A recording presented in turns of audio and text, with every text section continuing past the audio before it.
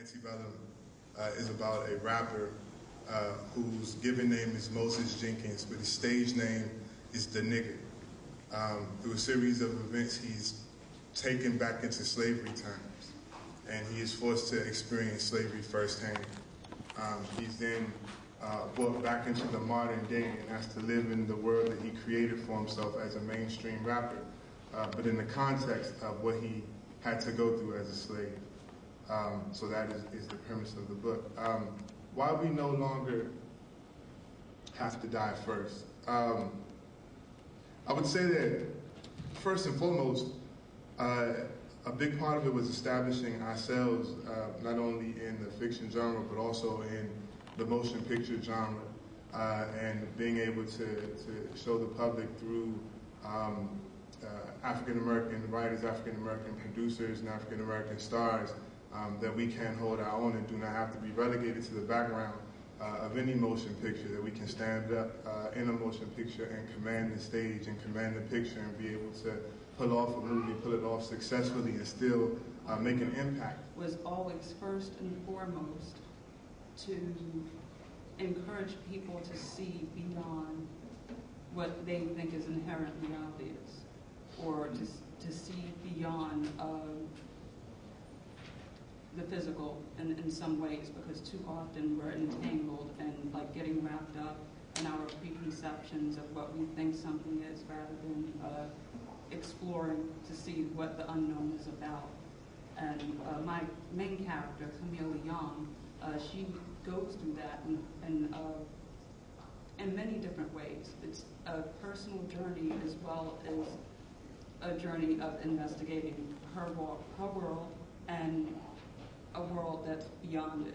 And in that second book, I call it Beyond the Veil. The veil actually alludes to more than just a divider that separates our world from hers. It also actually alludes to those the veil of preconception that we have. Now, as for the question of why we no longer die first, I think at the time where we were dying first in films, on quite a grand level, in some ways or another being used as cannon fodder, that was basically reflective of society itself at the time.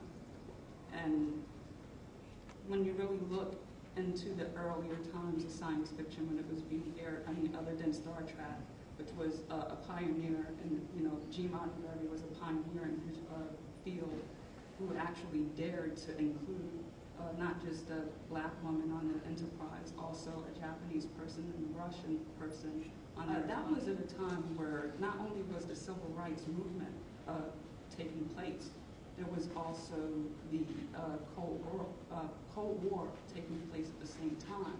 So with a lot of that, like when black people died first in films, and since then it was just kind of a reflection of society itself. Is kind of like art imitating life.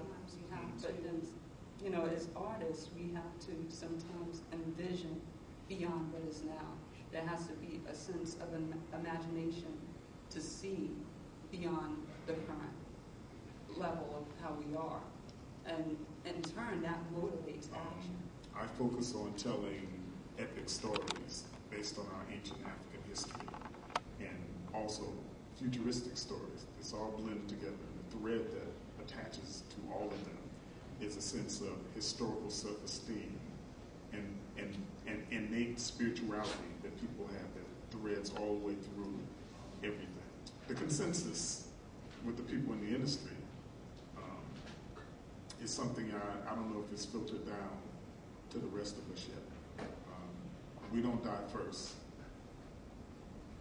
because they realize that it doesn't take a lot to make black people loyal. What does that mean? It used to be that we'll go and watch anything. We'll see Samuel Jackson get eaten by a shark. All right? We'll see, all the brothers and sisters that we know of, giving up their lives for the white people. But we started squawking. And we started talking, and we started, saying a lot of things. And they realized that, hey, you know what? We don't have to kill them off. Let's just give them a phony authority figure within the storyline. Somebody that really doesn't have anything critical to do with the storyline, but they're just there and they're black.